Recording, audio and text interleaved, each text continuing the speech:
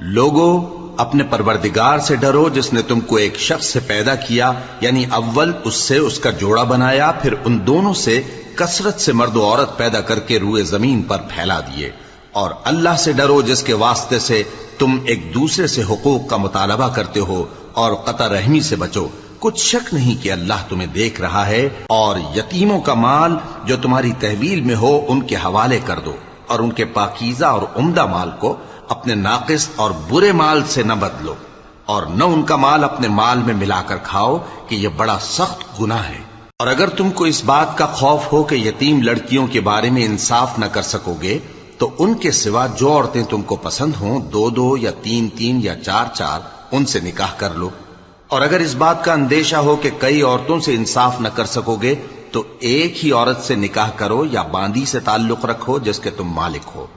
اس طرح تم بے انصافی سے بچ